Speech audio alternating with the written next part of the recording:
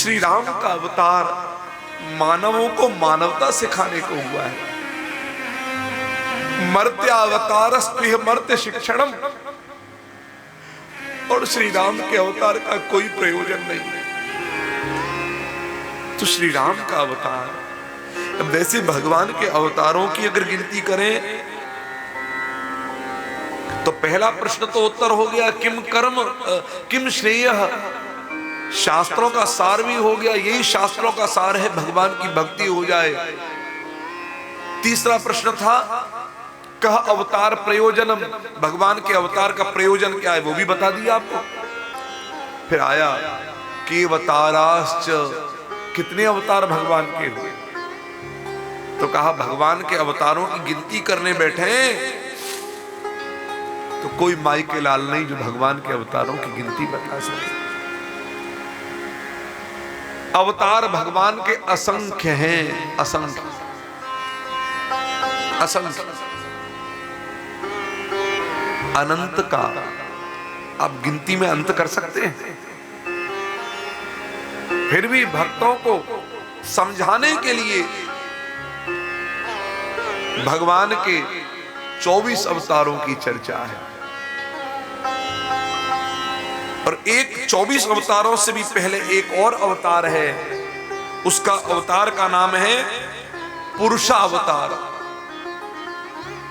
जगृहे पौरुषम रूपम भगवान महदादिभिः, ये सबसे पहला अवतार पुरुषावतार, इसी को कहा गया विराट पुरुष,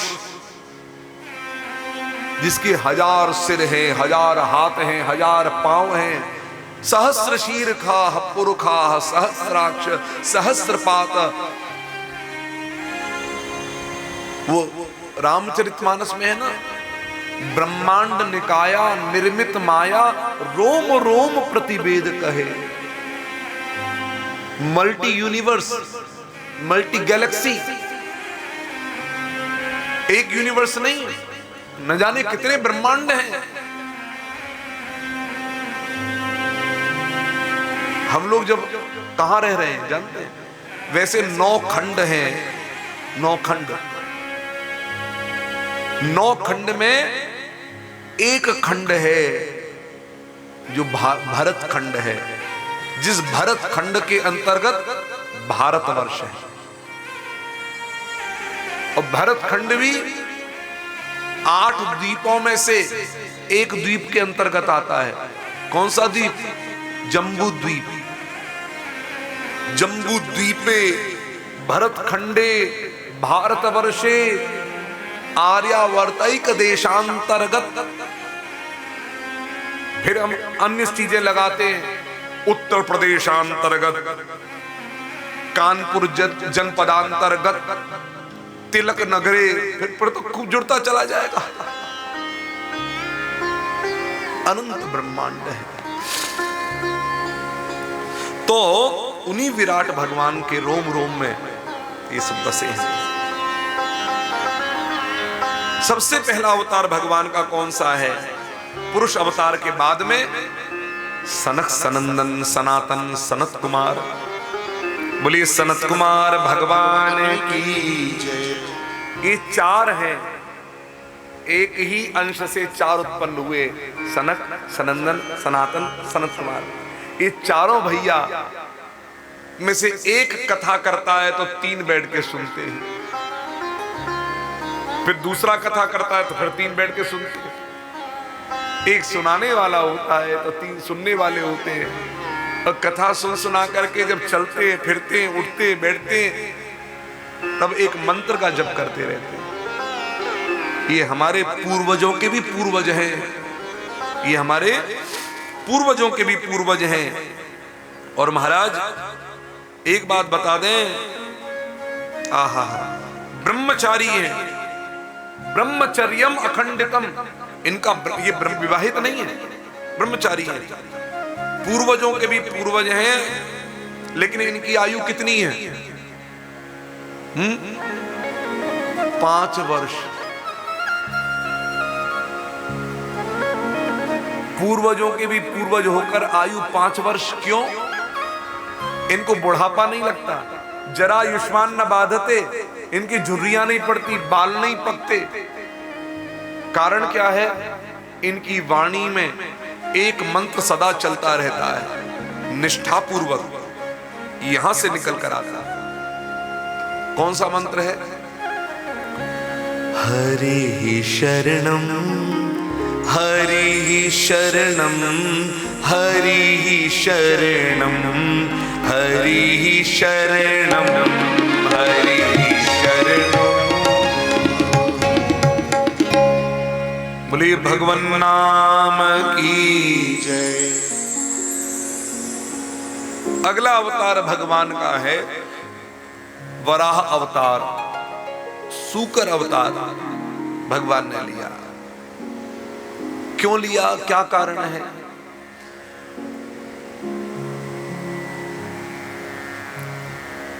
भगवान नारायण, भगवान श्री हरि अपने धाम में विराजमान हैं। उनके दो पार्षद खड़े हैं दरवाजे पर, एक का नाम जय और एक का नाम विजय। भगवान के मन में संकल्प है कि अब मुझे अवतार लेना है, और भगवान के मन में समझ लो अब लड़ने की इच्छा है। इसको कहते हैं युद्ध इच्छा, इसी को युद्ध इच्छा बोलते हैं। भगवान के मन में जब सृजनी इच्छा होती है तब भगवान इस संसार की सृष्टि करते हैं, सृजन करते हैं। एक अहम बहुश्याम, उन्हीं भगवान के मन में जब युद्ध इच्छा होती है, युद्ध करना है, तो अवतार लेना पड़ेगा। तो कहा मुझसे लड़ने वाला कौन रहेगा? तो कहा अपने बराबरी का कोई देख लें, कौन वो जो थोड़ी देर हमारे आगे टिक तो सके।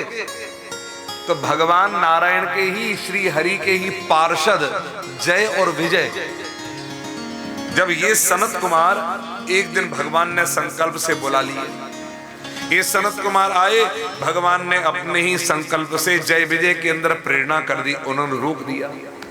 सब कुछ भगवान के संकल्प से हो रहा। इधर महाराज जिनको कभी क्रोध नहीं आता था, ऐसे सनक आदि कुमारों को रोकने पर क्रोध आ गया। जो परमहंस कोटि के महापुरुष हैं उनमें तमोगुण प्रवेश कर गया, और महाराज जल हाथ में लेकर शाप दे डाला, वो भी भगवान के संकल्प से। अरे हमें रोकते हो भगवान से मिलने के लिए, चलो शाप देते हैं तुम्हारे लिए, 3 जन्मों तक असुर बनो।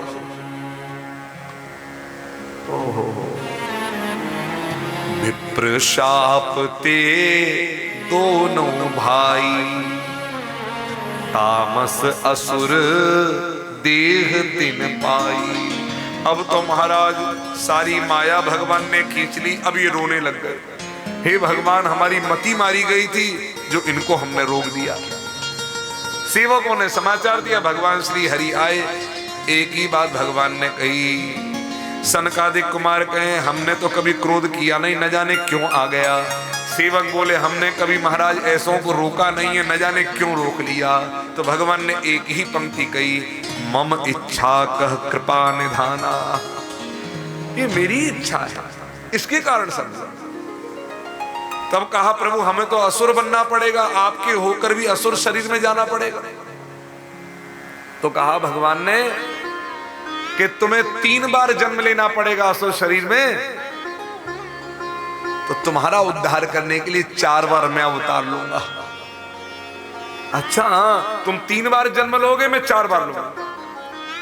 तो पहली बार जब असुर बने तो कौन बने? हिरण्याक्ष, हिरण्यकशिपु। तो भगवान 2 बार अवतार लेकर आए, एक बार वराह रूप में और एक बार नृसिंह रूप में। दूसरा जन्म हुआ है तो बने रावण और कुंभकर्ण। तो भगवान आए श्री राम रूप में। इनके तो 2 जन्म हुए हैं, भगवान के कितने हो गए? वराह, नृसिंह, श्री राम। और तीसरा जन्म इन्होंने लिया, तब ये बने शिशुपाल और दंतवक्त्र, और भगवान आए श्री कृष्ण के रूप में। तो 4 बार अवतार। हिरण्याक्ष का भगवान ने वध किया। कब किया? जब हिरण्याक्ष, अच्छा हिरण्याक्ष अब जन्म ऐसे थोड़ी कि टपक पड़े आसमान से, ऐसा नहीं है। फिर कैसे आए? निमित्त कोई ना कोई बनेगा। तो ऋषि कश्यप, अगर हम मूल में देखें, आप और हम सब ऋषि कश्यप की संतान हैं। अगर मूल में देखें, उसके बाद में जो ऋषि मुनि आए, विभाजन हुआ, तब जाकर के फिर कहा कि महाराज हम अगस्त गोत्रीय हैं, कि हम भारद्वाज गोत्रीय हैं, याज्ञवल्क्य कहे, कोई कुछ कहे, मूल में तो कश्यप ही रहेंगे। जिन लोगों को अपना ऋषि गोत्र याद नहीं होता, अब ये सिंघल, अब लोग बोलते हैं सिंघल गोत्रोत्पन्नस्य, सिंघल गोत्र ही नहीं होता। मित्तल गोत्रोत्पन्नस्य, मित्तल गोत्र ही नहीं है। तो सिंघल मित्तल ये सब गोत्र थोड़ी, ऋषि गोत्र कहां है? तो जब कभी भी ऐसी स्थिति आए कि वो भूल चुके हैं, उन्हें नहीं पता ऋषि को, हमारे ऋषि कौन रहे, तो लिखना चाहिए कश्यप गोत्रोत्पन्नस्य। अब किसी का नाम मानो मनीष है और सिंघल है, तो कश्यप गोत्रोत्पन्नस्य मनीष सिंघल नामा, मेरा नाम है। तो इस प्रकार से कह करके वह अपना संकल्प ले सकता है, अमुक नामा, हम अपना नाम है, लेकिन गोत्र वही चलेगा। ऐसे ही जिन किसी को अपनी कुलदेवी याद नहीं है कि हमारी कुलदेवी कौन है, तो देवी भागवत कहती हैं कि जिन किसी को अपनी कुलदेवी का स्मरण ना हो, तो महाराज शाकंभरी माता, जिनको शताक्षी माता भी कहते हैं, उनको ही अपनी कुलदेवी मान करके और उनका ही पूजन अर्चन आरंभ कर देना चाहिए। क्योंकि शाकंभरी माता ही वह देवी है जिन्होंने दुर्गम दैत्य को मार करके नवरात्र का आरंभ किया, 9 दिन का नवरात्र। इस प्रकार से मूल पकड़ लो तो नारायण बोलिए भक्तवत्सल भगवान की जय। तो कश्यप ऋषि, उनकी महाराज दिति, अदिति, कद्रु, विनता आदि अनेक पत्नियां हैं।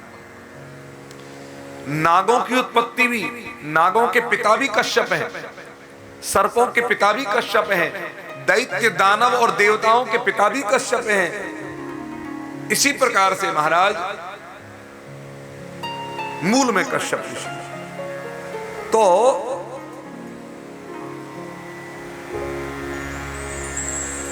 नारायण, कश्यप ऋषि की पत्नी दिति, उन्होंने कश्यप ऋषि से और संयोग बनाने की बात करी, योग बनाने की बात कही, गर्भाधान की बात कही कि महाराज मां बनने का सुयोग चाहते हैं।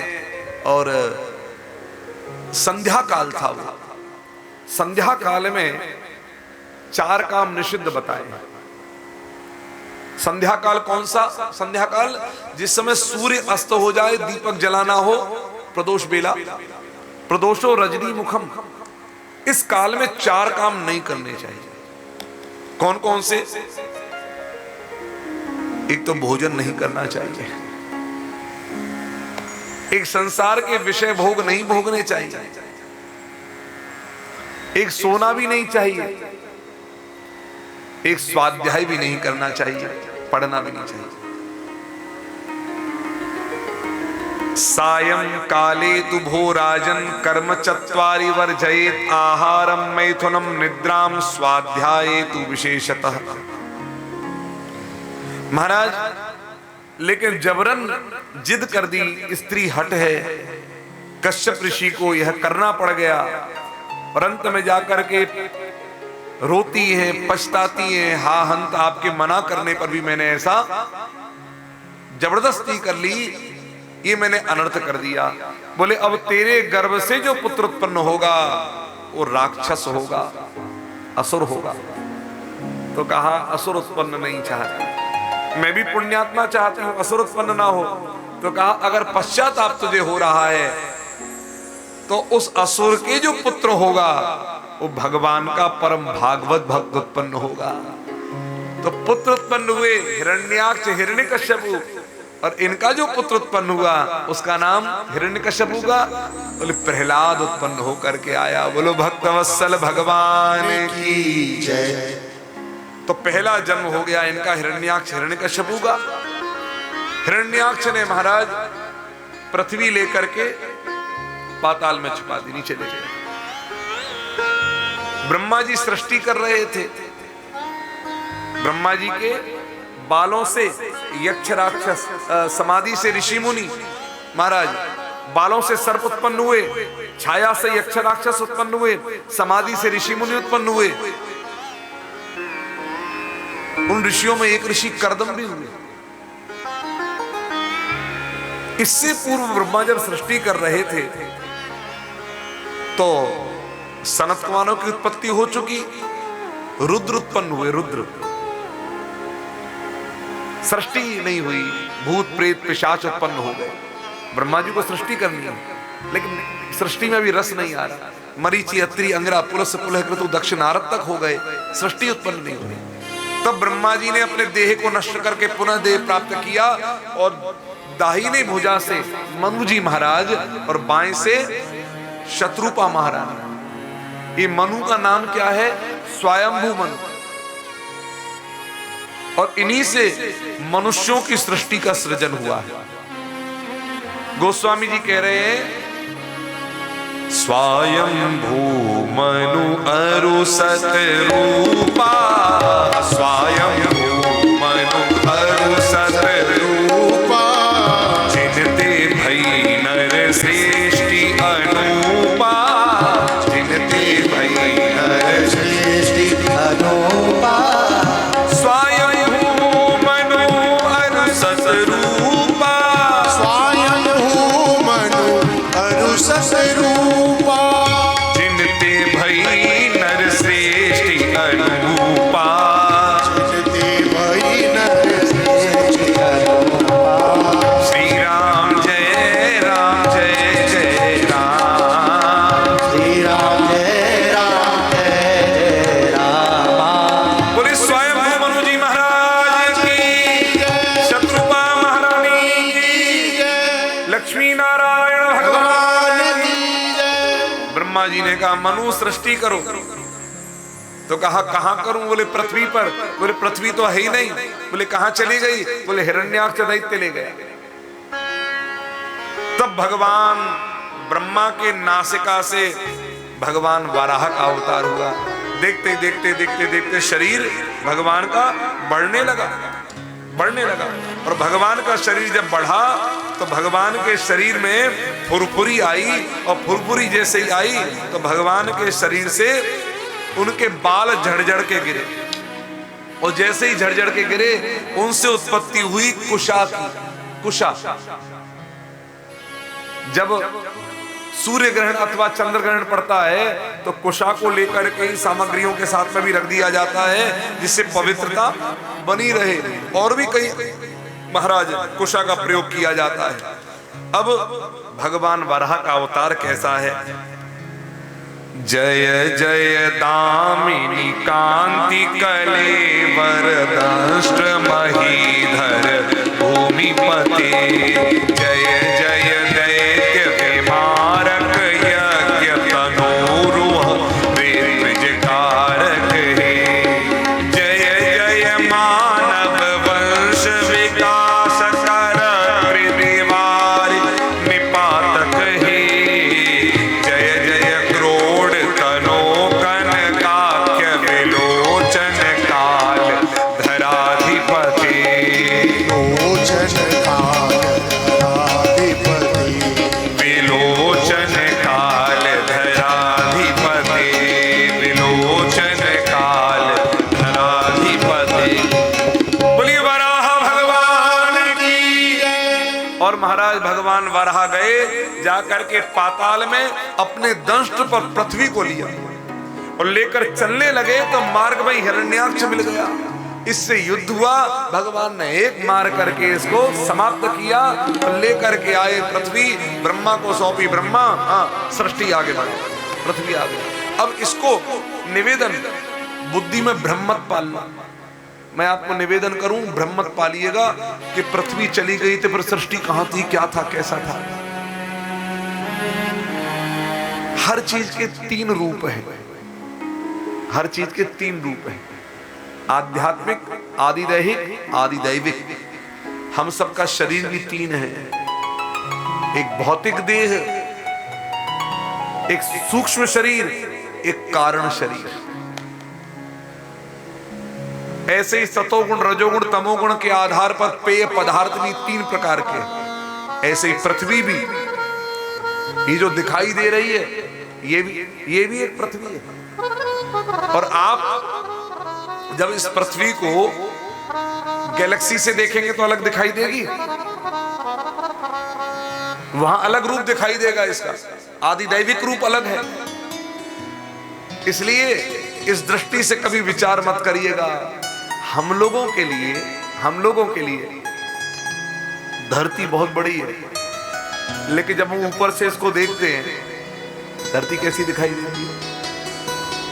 हम तो महाराज, हमने देखा, अरे आपको पता है लोग ताजमहल को अपने हाथ में रख लेते हैं। हाँ, वो बड़े वाले ताजमहल को आपने रखा है? हाँ। अरे एक बात बताओ महाराज, ताजमहल की चोटी पकड़ लेते, शिखर कैसे पकड़ लेते भैया? हो अलग अलग कैमरे के एंगल से लिए हुए चित्र में अलग अलग दर्शन हो जाता है। तो ऐसे ही ये तीन प्रकार की पृथ्वी का वर्णन भी यहां पर किया गया है। ये भौतिक नहीं, दैविक पृथ्वी का हरण होगा, याद रखिए। इसको भगवान लेकर के आए। राजा परीक्षित ने कहा इतनी जल्दी आए महाराज? बोले कथा भी तीन तरह की है प्यारे। हाँ, कथा है तीन प्रकार की, छोटी बड़ी मझोल, जैसो अवसर देखिए तैसी दीजिए बोल। अब 7 बजने वाले हो तो तृतीय स्कंद की कथा को प्रथम स्कंद में 24 अवतारों में लपेट डालो। कहां गए? वहां व्याख्या करें, ही लपेट लो पूरी कथा। महाराज बोलो भक्त वत्सल भगवान की जय।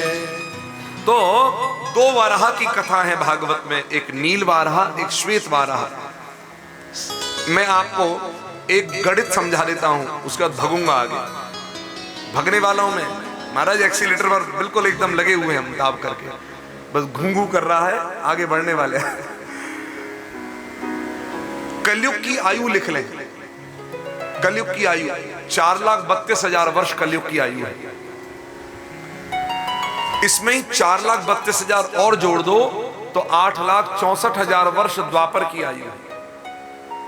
8,64,000 में 4,32,000 और जोड़ दो तो 12,96,000 वर्ष त्रेता की आयु है। अब 12,96,000 वर्ष में 4,32,000 और जोड़ दो तो 17,28,000 वर्ष की सतयुग की आयु है।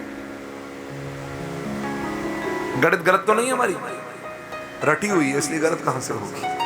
इतनी जल्दी कैसे बता रहे हैं? अब एक बात ध्यान रखें, ये तो महाराज ऐसे रटी है, बचपन में बोलते ना, पेट में पैदा हो करके अभिमन्यु ने सीखो, तो हमें लगे कि हम इस जीवन में धरती पर आए तो जैसे ही आए तो भागवती तो रक्त है शरीर में, चलते फिरते उठते बैठते भागवत को अंदर सब कुछ दौड़ रहे हो। कहां से निकलेगा? यहीं से निकलेगा। 15 का पहाड़ा हमने पढ़ा था और ऐसा याद किया था। 15 वैसे पहाड़े तो और पढ़े, लेकिन 15 का पहाड़ा तो ऐसा रटा, आज भी गाकर बोलते हैं 15 एकम 15 दूनी 30 30 45 चौका 60 पना 75 छिक्की 90 70 5 8 20 9 35 धम धड़का 150। ये तरीके हैं महाराज कहने के, आपको बता, पुराने तरीके हैं, आज नहीं है तरीके जल्दी से, ये पुराने तरीके। तो बोलो भक्त वत्सल भगवान की जय। तो ये चारों युग जब 1000 नारायण जब 71 बार चक्कर लगाते हैं, सतयुग त्रेता द्वापर कलयुग, सतयुग त्रेता द्वापर कलयुग, 71 बार घूमते हैं, तब इक्वल टू 1 मनवंतर, तब उस काल को कहते हैं एक मनवंतर। और इस प्रकार से जब 14 मनवंतर पूरे होते हैं तब होता है एक कल्प। हाँ, 71 टाइम्स, चारों युग जब 71 टाइम्स घूम जाते हैं तब इक्वल टू 1 मनवंतर, और जब 14 मनवंतर हो जाते हैं तब इक्वल टू 1 कल्प। तो ऐसे देखें तो 4 युग हैं, 14 मनवंतर हैं, और विशेष रूप से प्रायः 28 कल्पों का वर्णन है। आप जानते हैं इस समय हम कौन से कल्प में हैं, कौन सा कल्प है और कौन सा मनवंतर है? जो कल्प है अभी चल रहा है वर्तमान में, उस कल्प का नाम है श्वेत वाराह कल्प। और इस श्वेत वाराह कल्प में जो मनवंतर है उसका नाम है वैवस्वत मनवंतर। और वैवस्वत मनवंतर के राजा भी भगवान मनु वैवस्वत है। समझ में आ रहा है? कुछ नहीं आ रहा? मनवंतर मनुओं के नाम पर मनवंतर का नाम पड़ा। जैसे स्वयंभू मनु सबसे पहले मनु रहे, उनके नाम पर स्वयंभू मनवंतर चला। रैवत नाम करके मनवंतर हुए, उनके नाम पर रैवत मनवंतर चला। अरे भैया, देश के प्रधानमंत्री अब 2 बार से यही बन रहे हैं, तो तीसरी बार भी आएंगे तो मोदी ही। हाँ, आएंगे तो मोदी, समझे? अब एक बात विचार करना, इससे 3 बार से पहले का कार्यकाल तो किसी और का रहा है, ये 5-5 वर्ष के कार्यकाल है। इसी प्रकार से एक मनु का कार्यकाल है 71 चतुर्युगी। अब समझ रहे हैं? 71 चतुर्युगी, चारों युग बीत जाएंगे तो एक मनवंतर होगा। उस मनवंतर में एक मनु पूरा शासन करेगा। इसलिए हमारे शंकराचार्य भगवान क्या कहते हैं? बोले मैं, पुरी के शंकराचार्य भगवान बोले, मैं किसी की निंदा या स्तुति करने के लिए नहीं बोलता हूं, या किसी को रुठाने के लिए या संतुष्ट करने के लिए नहीं बोलता हूं। जो बोलना है मैं वो बोलता हूं, और मैं मनुवादी होकर के बोलता हूं। मुझे गर्व है इस बात पर कि मेरी मनुवादी बात को कोई काट नहीं सकता। ये बात, ये तो ताली बजाने वाली बात हमारी। आज विधर्मी वामपंथी मनुवादी बातों को काटने में लगने का प्रयास करते हैं। ये मनु की सोच, ये मनु वाले हैं। अरे भैया, मनु हमारे शासक हैं, शासक है, राजा है, और उन्होंने जो सिद्धांत सदाचार सब बना करके चलाए हैं उन पर चलना ये हमारा मनुष्यों का कर्तव्य है, क्योंकि हमारे जनक वही है। मूल में हम सब मनुष्यों के जनक वही है। तो वर्तमान में वैवस्वत नाम करके मनु का शासन है, इसलिए इस मनवंतर का नाम भी वैवस्वत मनवंतर है, श्वेतवाराह कल्प। इसलिए संकल्प लेते हैं सुबह धूपर जी, श्वेतवाराह कल्पे वैवस्वत मनवंतरे अष्टाविंशतितमे। ये कलयुग कौन सा चल रहा है? 28वें नंबर का कलयुग है। ये कौन से नंबर का कलयुग है? 28वें नंबर का कलयुग है। अब इसके बाद में जो सतयुग आएगा, अब सतयुग ही आएगा, वो कौन से नंबर का सतयुग होगा? वो 29वें नंबर का सतयुग होगा। भाई 28 नंबर का कलयुग चल रहा है, तो इससे पहले 28 नंबर का त्रेता निकल चुका है, तो द्वापर निकल चुका है। उससे पहले 28 नंबर का त्रेता निकल चुका है, उससे पहले 28 नंबर का सतयुग निकल चुका है। अब जो आएगा सतयुग, अभी टाइम है। 4,20,000 वर्ष में अभी केवल 5,500 लगभग वर्ष बीते हैं। अभी न जाने कितनी बार जन्म लेंगे, कितनी बार मरेंगे, तो अभी बहुत लंबा समय है। अभी प्रलय नहीं आ रही, चिंता ना करिए। अभी तो इस बार, लेकिन इस बार आषाढ़ का महीना जो है, आषाढ़ कृष्ण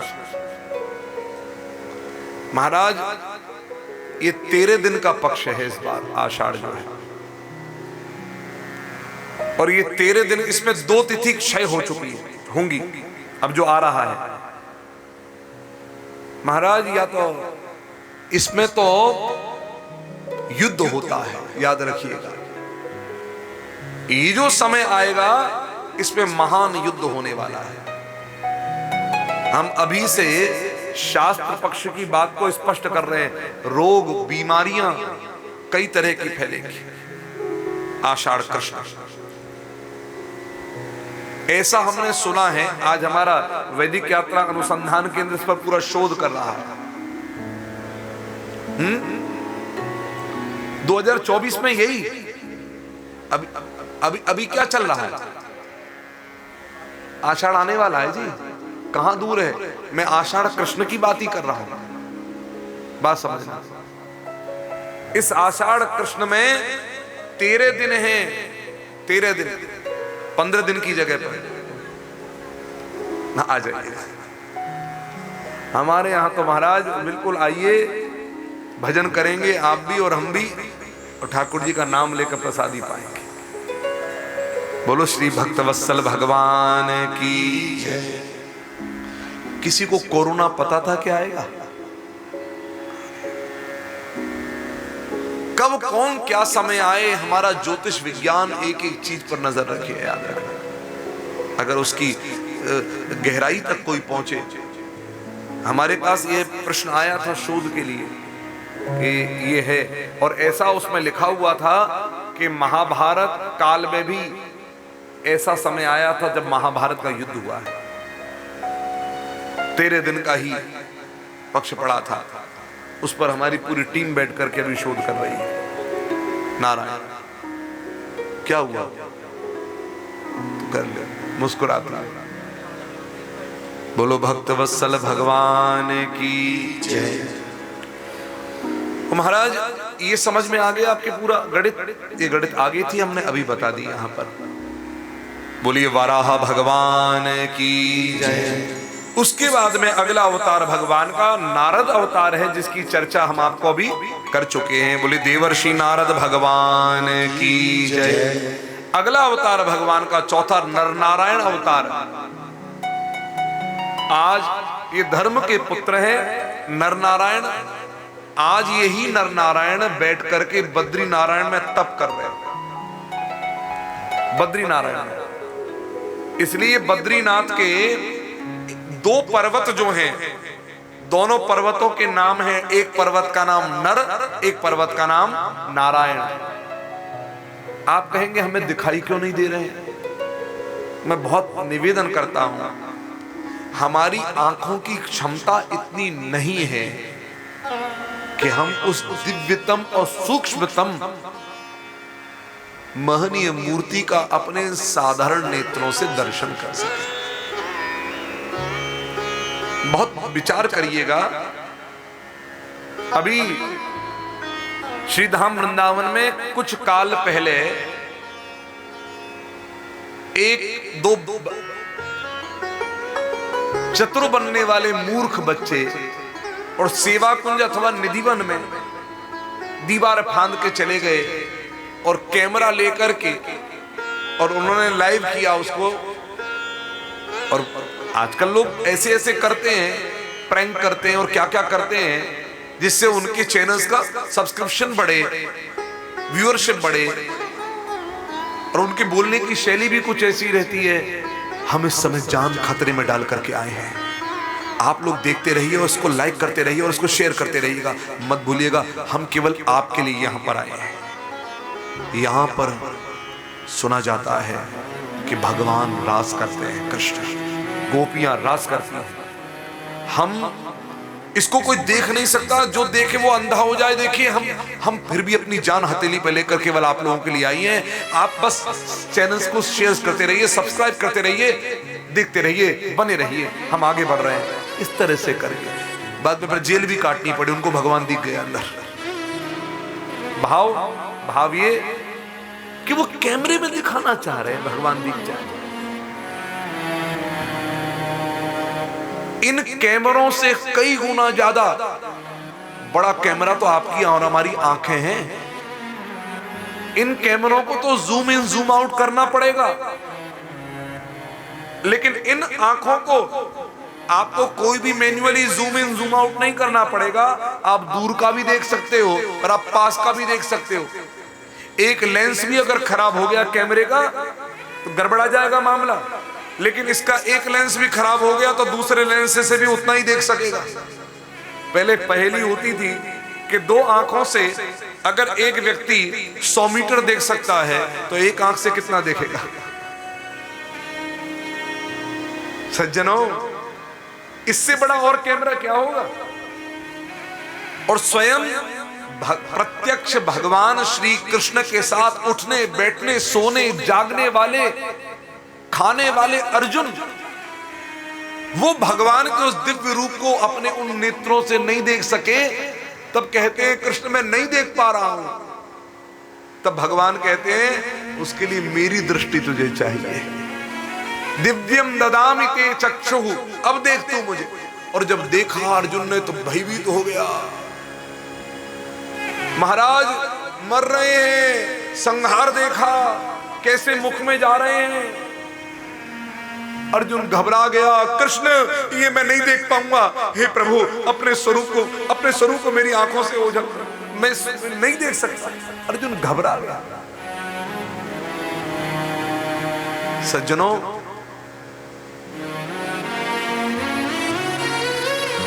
उस सत्ता को देखने के लिए आंख नहीं दृष्टि चाहिए। अगर आंखों से देख सकता तो हम लोग नहीं देख पाए, लेकिन जिन सूरदास की आंखें नहीं हैं उनने भगवान को देख लिया।